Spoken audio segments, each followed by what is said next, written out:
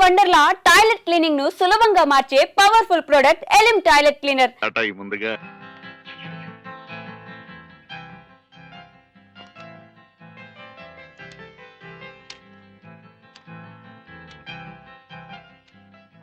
మన పిల్లల్ని చూస్తే మీకేమనిపించింది?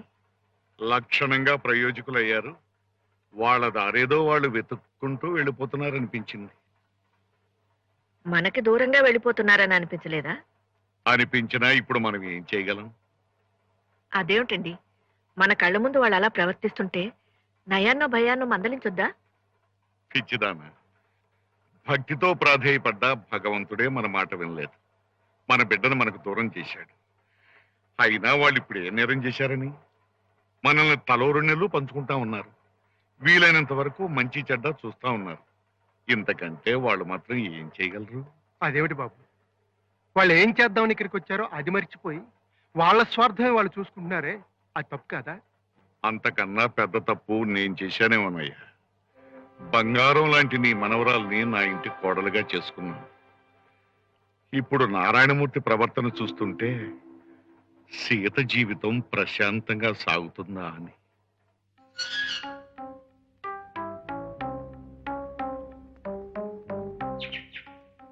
నమస్కారం అండి. నమస్కారం. మీరు మూర్తి గారి? అవునండి. ఆయన లేచారండి? వచ్చేస్తారు, కూర్చోండి. పర్వాలేదు. మీకు ఇల్లు అది బాగా సదుపాయంగా ఉందండి? అయ్యో, ఇంత పెద్ద ఇల్లు మాకెలా సర్దుకోవాలో కూడా తెలియటం లేదు. కూర్చోండి, కాఫీ తీసుకొస్తాను.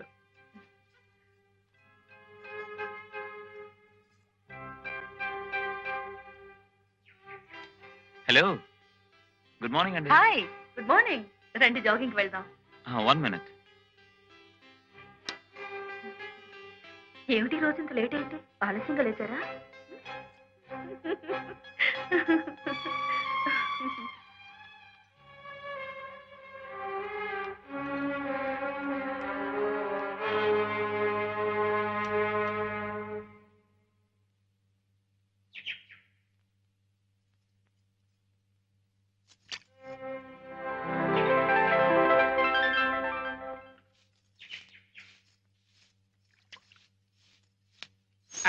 అమ్మా, కుక్కలు ఉన్నాయా అమ్మా? లేవు, రండి. అమ్మా అమ్మా, నా పేరు చెక్కా చంద్రరావు, మాది విశాఖపట్నం. సంగీత కళానిధి మూర్తి గారి ఇల్లు ఇదేనా అమ్మా? ఇదేనండి. వారు ఉన్నారమ్మా? వారింట్లో లేరు. ఏంటండి విషయం? ప్రాణం మీదకి వచ్చే విషయమేనమ్మా. కూర్చుని చెబుతానమ్మా. అమ్మా అమ్మా అమ్మా చూడండి అమ్మా, కళావాహిని కార్యదర్శిగా ఎన్నో వందల కార్యక్రమాలు ఏర్పాటు చేశాను కానీ ఎప్పుడూ ఇంత కంగారు పడలేదు. 10వ తారీఖు ప్రోగ్రాం, అయ్యగారి దగ్గర నుంచి ఉత్తరం లేదు, పత్రం లేదు, ఉలుకు లేదు, పలుకు లేదు. అసలే విశాఖపట్నం జనం స్టీల్ ముక్కలతో కొడతారేమని భయం. నాకు బీపీ. ప్రోగ్రామ్ ఆయన ఒప్పుకున్నారండి? ఒప్పుకోవడం ఏమిటమ్మా, ఒప్పుకోవడం ఏమిటి? 3 అన్నదమ్ముల్ని కలిశాను, మాట్లాడాను, డేట్ ఇచ్చాను, సరే అన్నారు. అడ్వాన్స్ ఇచ్చాను, పుచ్చుకున్నారు. టికెట్లన్నీ అమ్ముకున్నాను, ఏర్పాట్లన్నీ చేసుకున్నాను. ఏ బండికి వస్తున్నారో తెలియదు, అసలు వస్తున్నారో రారో తెలియదు. అసలే విశాఖపట్నం జనం స్టీల్ ముక్కలతో కొడతారేమని భయం. నాకు బీపీ. మీరేం కంగారు పడకండి, నేను కనుక్కుంటాగా. కనుక్కుంటానంటే కాదమ్మా, ఆ 3 అన్నదమ్ములు వస్తున్నారనే చల్లని వార్త నా చెవులే వెయ్యమ్మా, చచ్చి నీ కడుపును పుడతాను. అలాగేలేండి. అలాగే అంటే కాదమ్మా, నా ఇంటి దీపం నువ్వే పెట్టాలి. నా పెళ్ళాం తాళి నీ చేతుల్లోనే ఉంది. అసలే విశాఖపట్నం జనం స్టీల్ ముక్కలతో కొడతారేమని భయం. నాకు బీపీ.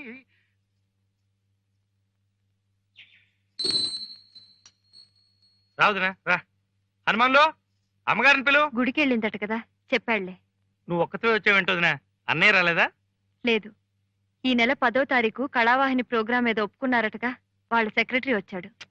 అదా, గుర్తులేదు వదినా. ఇది మాకు సీజన్ కదా, ఈ నెలంతా కాంట్రాక్ట్లు, టెండర్లు వీటితోనే సరిపోతుంది. కానీ ఒప్పుకున్న తర్వాత మాట నిలబెట్టుకోవాలిగా. నిలబెట్టాలి అంటే మరి తనకు మాలిన ధర్మం చేయలేం కదా వదినా. అన్నయ్య ఏమంటాడు? ఆయన ఇంట్లో లేరు. పాప ఆ సెక్రటరీ చాలా కంగారు పడిపోతున్నాడు. నా వల్ల డెఫినెట్ గా వీలు కాదు వదినా. నువ్వే ఏదో చెప్పి పంపించేసి. నేను చెప్పడం ఏంటయ్యా, మీరు అడ్వాన్స్ కూడా తీసుకుని వాళ్ళు అన్ని ఏర్పాట్లు చేసుకున్న తర్వాత ఇప్పుడు కాదంటే వాళ్ళు ఏమైపోతారు? ఏమీ కాదు వదినా. వాళ్ళ నక్క వినయాలు చూసి నువ్వేం మోసపోకు. అంతగా ఏడిచారనుకో, వాళ్ళని నా దగ్గరికి పంపించు. వాళ్ళు ఇచ్చిన అడ్వాన్స్ ని తిప్పి వాళ్ళ మొహానే కొడతాం. అది కాదంటే వాడి కర్మ. నిజమే, వాడి కర్మే. వస్తాను. ఏమ్మా ఇక వెళ్ళటమేనా? అంతేనమ్మా, ఈ డబ్బు మాయ ఉరితాళ్ళ బిగించేస్తుంది. నా బాధ అది కాదయ్యా. ఏ విద్యనైతే దైవంలా కొలిచారో దాన్ని ఇలా నిర్లక్ష్యం చేస్తున్నారే, ఆ పాపం ఊరికే పోతుందా? అది నా భయం.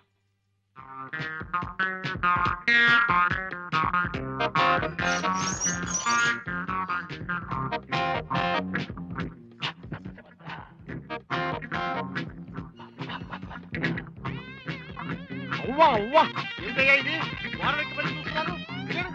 దిగవయ్యా బాబు, దిగవయ్యా బాబు, అవ్వా, దిగవయ్యా.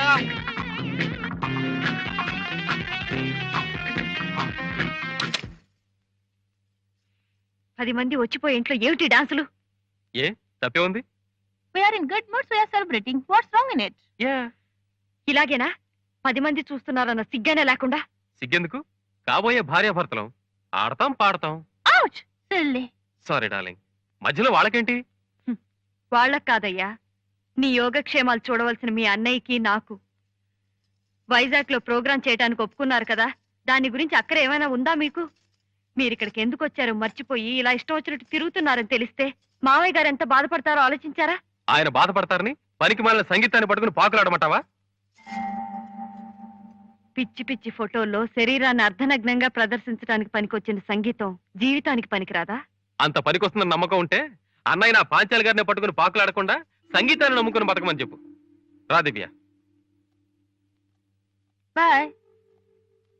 తీసుకో, ఇది షాంపెన్. ఆఫ్టర్ ఆల్ ఆడవాళ్ళు తీసుకున్న లైట్ డ్రింక్. నీ పాతివృత్యం ఏం చెడిపోదులే.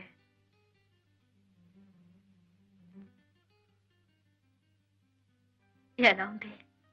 స్వర్గానికి ఎన్ని మైళ్ళ దూరంలో ఉన్నావు? మన ఇద్దరికి ఉన్నంత దూరంలో. అసలు ఉండవలసిన దూరంలో ఉంటే ఈ పాటికి నిన్ను టాప్ మ్యూజిషియన్ చేసి ఉండేదాన్ని. ఇప్పటికీ మించిపోయింది ఏం లేదు. ఈ దీపం ఉండగానే ఇల్లు చక్కబెట్టుకో.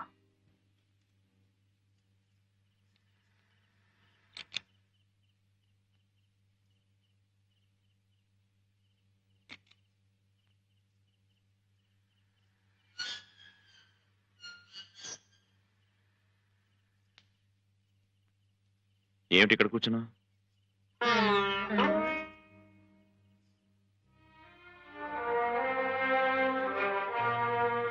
ఎల్లుండి 10వ తారీఖు. ఇవాళ 8 అయితే ఎల్లుండి 10వ తారీఖు. అదో పెద్ద వింత.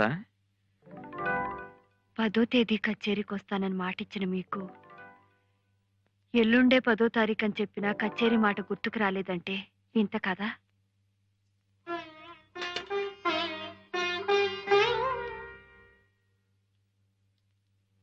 చూడు, నేను భోంచేసి వచ్చాను, నాకు వడ్డించద్దు. అవును, 2వ తారీఖు లాండ్రీకి బట్టలేసాను, ఇంకా రాలేదు? లేదు. అనవసరమైన విషయాలన్నీ గుర్తుండే మనిషికి అవసరమైన విషయాలు గుర్తులేదంటే ఏమనుకోవాలి?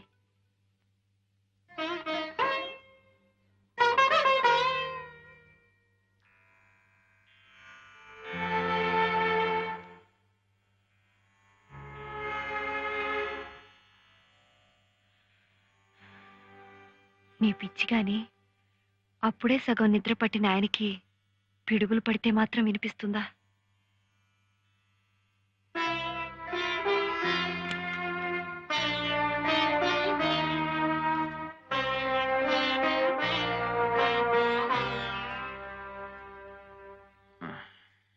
ఎల్లుండి విశాఖపట్నంలో కచేరీ. వాళ్ళిద్దరూ వచ్చేటట్లేరు, అందుకని నేనే వెళ్తున్నాను. రేపు చీకటితో కాస్త బట్టలు సర్దిపెట్టు.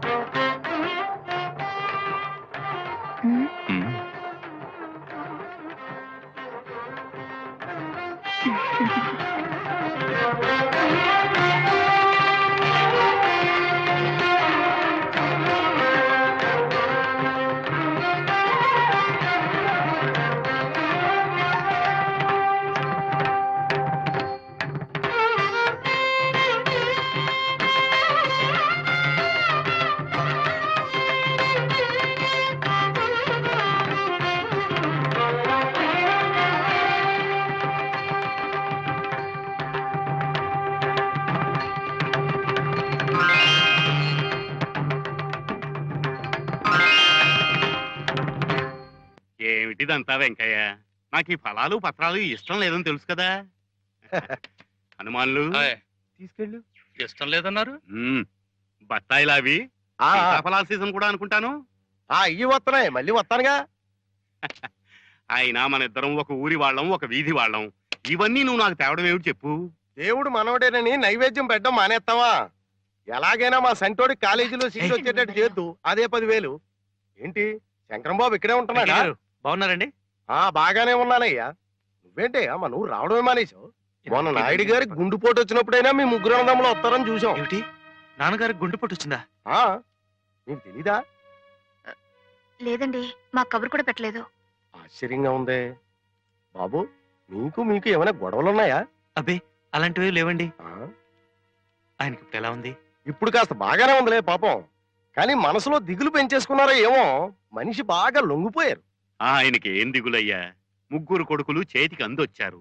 పెళ్లిళ్ళు పేరంటాళ్ళు అయిపోయినాయి. ఇంతకన్నా ఇంకేం కావాలి చెప్పు? అందుకోసమే బతికే వాళ్ళకైతే అదే పరమావధి అనుకోండి. కానీ నా రకం మనిషి కాదే. ఆయనకి సంగీతం అంటే ప్రాణం కదా. అందుకని స్కూల్ కట్టించడం కోసం శంకుస్థాపనకి రాయేయడం, ఇన్నేళ్లైనా రాయి ఆయన గుండెల మీద బండలాగా అలాగే ఉండిపోవడం. మరి ఈ విషయాలన్నీ ఆయన్ని లొంగదీసివ్వండి. నిజమే మరి. మీకు తెలుసో తెలీదు, నాన్నగారికి మధ్య గుండెపోటు వచ్చిందట. మన ఊరు వెంకయ్య గారు చెప్పేదాకా నాకు తెలీదు. కనీసం అత్తయ్య గారన్నా ఉత్తరం రాసేవారే. ఇప్పుడు ఎలా ఉందట? ఇప్పుడు కులాసాగానే ఉన్నట్లే, కానీ మనిషితో దిగులతో కుంగిపోయినట్టు కనిపిస్తున్నాడట. ఆయన దిగులు ఏమిటో నాకు తెలుసు. జీవితకాలంలో కలలు కంటున్న ఆ దేవాలయంలో సరిగమలు పలకాలన్న తపనే ఆయన్ని పీడిస్తున్న వ్యాధి. అదేమన్నా చిన్న కోరిక? ఎన్ని లక్షలు సంపాదిస్తే అది తీరుతుంది? కనీసం ఆయన కోరిక తీర్చాలన్న తపనైనా ఉందా మీకు? ఉంది. ఉంటే మాకు మిగిలేదేమిటి? మేము అక్కడ కడుపులు మార్చుకుని ముతక బట్టలు కట్టుకుని పైసా అక్కడ ఇటుకల్లోనూ సున్నలోనూ పోస్తే ఆయనకి తృప్తా? సర్లేరా, ఎవరు చాదస్తాలు వాళ్ళవి. ఎంతైనా ఆయన మొహం మీద మీ అభిప్రాయాలు తప్పు అని చెప్పలేము కదా. వదినా, నేను ఒక 10,000 ఇస్తానమ్మా. అంతకన్నా ఎక్కువ ఇవ్వగలిగే శక్తి ఉన్నా నా డబ్బు కాదుగా, బాగుండదు. ఏ వదినా? ఎవరి డబ్బు నీ దగ్గర ఉంది, నువ్వు ఇస్తావురా? నా దగ్గర అంత లేదు. నేనే 2,000 3,000 కన్నా ఇవ్వలేను. ఎంతో అంత ఆయన తృప్తి కోసమే కదా. వదినా, వీలుంటే అన్నయ్యను కలిసి అన్ని వివరాలు నేనే మాట్లాడతాను అనుకో. కానీ వెళ్లే ముందే ముగ్గురు ఇక్కడే ఇంత డబ్బు అని ఖరారు చేసుకుని వెళ్ళొద్దాం. మళ్ళీ ఏదో ముంచుకొచ్చేలోగా వెళ్ళొచ్చేస్తే ఆ పని కాస్త అయిపోతుంది కదా. ఏ వదినా? ఎరా మురళి, సరే. వెళ్ళొస్తాం వదినా. ఆరోగ్యం జాగ్రత్త వదినా. అవ్వా పెద్ద ఆయన రుణం తీర్చుకునే పద్ధతేనా అమ్మా ఇది? భోగి మంట చలి కాచుకుంటే ఊరుకుంటుంది కానీ చేతులు పెట్టి చిన్న భిన్నం చేస్తే ఊరుకోదయ్యా.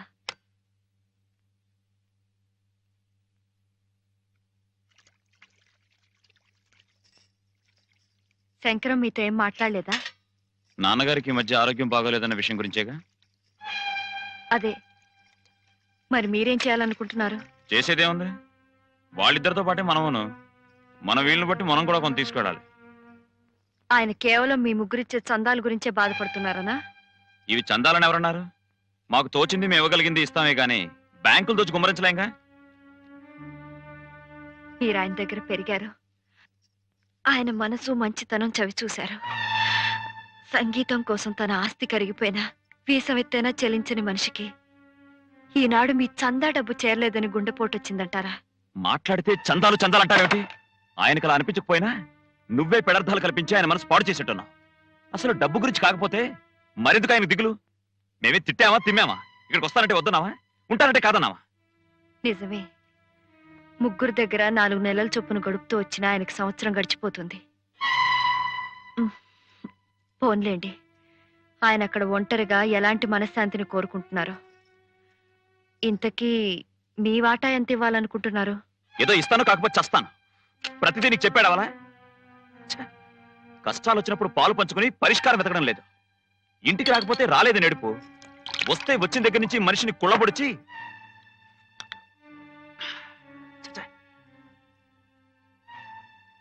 పాంచాలి గారు 10,000 ఇచ్చి మన పరువు కాపాడుతున్నారు. ఆవిడ ఎప్పుడైనా ఇంటికి వస్తే పెడమొహం పెట్టుకోకుండా కాస్త థ్యాంక్స్ చెప్పాడు.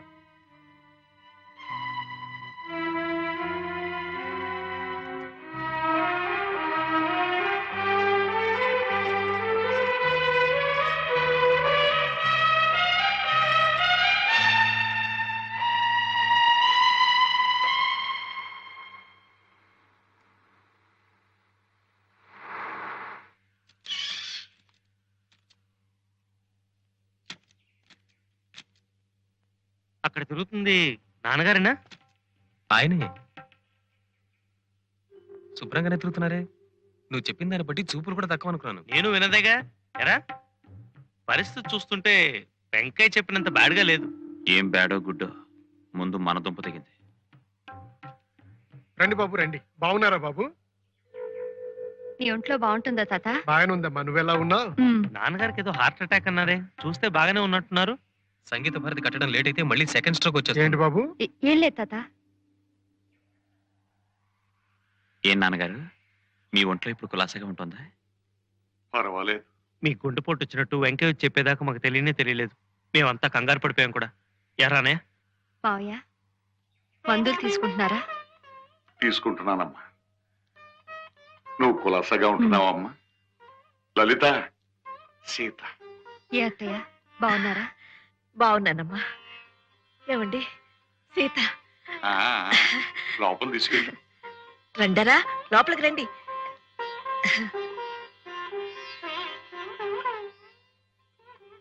రామ్మా.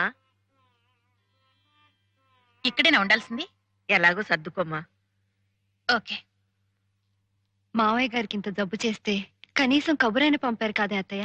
ఆయనే రాయొద్దన్నారమ్మా, మీ పనులు ఎందుకు చెడగొట్టడం అని. వెళ్ళి కాళ్ళు కడుక్కో. ఏదో ప్రమాదం ముంచుకొచ్చేస్తుందంటే మామయ్య గారికి కూడా చెప్పకుండా టెండర్ కట్టాల్సిన డబ్బు తీసుకొచ్చాను. పరిస్థితి చూస్తే పర్వాలేనట్టే ఉంది. ఇదిగో, ప్రస్తుతం నువ్వు మాత్రం డబ్బు విషయం ఎత్తకే. బాగుంది. నేనెందుకు ఎత్తాను? మరీ సీరియస్ ఏమోనని నేను కూడా పాంచాల దగ్గర అప్పు చేసి తెచ్చాను. రే మురళి, ఇట్రా. బాత్రూమ్ అక్కడ ఉంది, నువ్వు వెళ్ళు. ఓకే.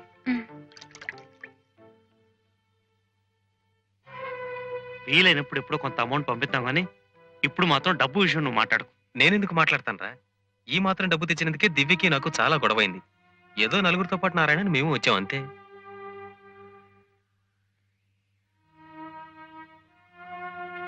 యాండి, చావు నుంచి పునర్జన్మెత్తిన తండ్రిని చూడటానికి వచ్చిన కొడుకులు ఇవేనా మాట్లాడుకోవాల్సిన మాటలు? ఇప్పుడు ఏమైందని? ఏం తప్పు మాట్లాడామని? ఎంతసేపు డబ్బు గురించే మీ మాటలు ఆలోచనలు తప్పించి ఆయన్ని తీసుకొచ్చి దగ్గరుంచుకోవాలనో మంచి వైద్యం ఇప్పించాలనో ఒక్కళ్ళైనా ఆలోచించారా? ఆయనే మొండితనంతో ఇక్కడ కూర్చున్నాడు కానీ మా దగ్గర తలో రెండల్లో ఉండొచ్చని మేము ఎప్పుడో చెప్పాం కదా. ఆయన వస్తే కాదన్నావా? మిమ్మల్ని ఆయన కష్టపడి పెంచింది ఇలా పంచుకుంటారని కాదు. నువ్వే నాకు నీతులు చెప్పక్కర్లేదు. మనం తెచ్చిన డబ్బు సంగతి కూడా నువ్వే వాళ్ళ దగ్గర ఎత్తక్కర్లేదు. అంటే ఆ డబ్బు తీసుకెళ్లిపోవటానికే నిర్ణయించుకున్నారా? ఇప్పుడు డబ్బు తీసుకెళ్లి ఆయన గారి చేతుల్లో పెడితే ఓపిగ్గా ఉన్నాడు కాబట్టి పని ప్రారంభించి ఇంకాతే అంటే ఎక్కడి నుంచి తెచ్చేది, ఎలా చచ్చేది?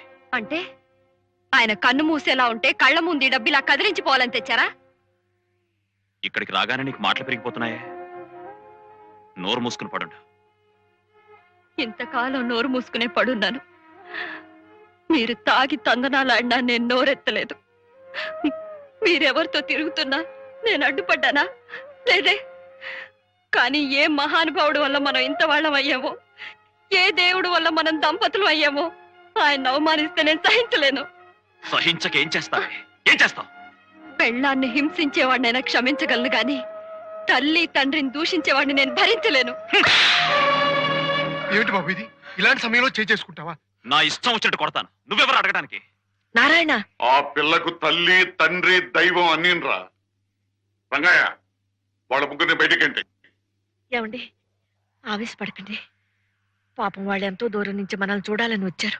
మనల్ని చూడడానికి వచ్చిన వాళ్ళైతే పెద్దల ఏడల బాధ్యత గుర్తు చేసిన ఆ పిల్ల మీద చేసుకుంటాడా? మా బాధ్యతలు మేము ఏం నిర్వర్తించలేదని ఇప్పుడు ఆవిడ కొత్తగా చెప్పాల్సి వచ్చింది. మీకు జబ్బు చేసిందంటే మేము బాధపడ్డాం కూడా. సంగీత భారతి చూడకుండా ఎక్కడ చచ్చిపోతాడో అన్న భయంతో కనీసం ప్రారంభమైనా చేయొచ్చని అప్పు చేసి డబ్బు తీసుకొచ్చాం. ఇంత బాధ్యతలు బరువులు మేము మోస్తుంటే మమ్మల్ని ఆ పనివాడు చేతి కట్టిస్తారా? ప్రేమతో భక్తితో చేయాల్సిన పని అది ఒక బాధ్యత, బరువు అని మీరు ఎప్పుడనుకున్నారు? అప్పుడే మీ సంస్కారం ఏమిటో తెలిసిపోయింది. ఏ సంగీతాన్ని నా ప్రాణమని నమ్మాను, ఏ సంగీతానికి ఇక్కడ ప్రాణప్రతిష్ఠ జరగాలని ఆశించాను, అది మీలాంటి వాళ్ళ వల్ల జరిగితే అది నా సమాధి అవుతుందే గాని సంగీతానికి దేవాలయం కాలేదు. సంగీత భారతి అంటే కర్రబలలు, కట్టడాలు అని నేను ఏనాడు అనుకోలేదు. అలా అనుకుంటే ఆ పని నేను ఏనాడు చేసి ఉండేవాడిని. నేను ఎదురు చూసింది డబ్బు పుచ్చుకుని బోధించే అధ్యాపకుల్ని కాదు. మీరు ఆ నాదబ్రహ్మల పవిత్ర ఆశయాన్ని మనసా వాచా నమ్మి దైవదత్తమైన ఆ కళను పూజించే కళారాధకులవుతారనుకున్నాను. అదే నా పొరపాటు.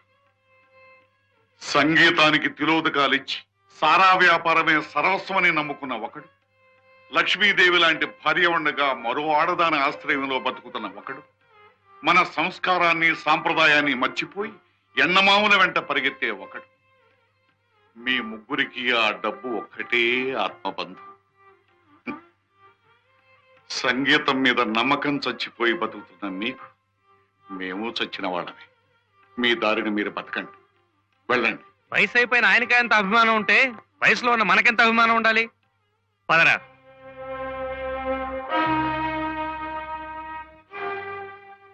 ఏమ్మా, నీ నిర్ణయం కూడా అదేనా?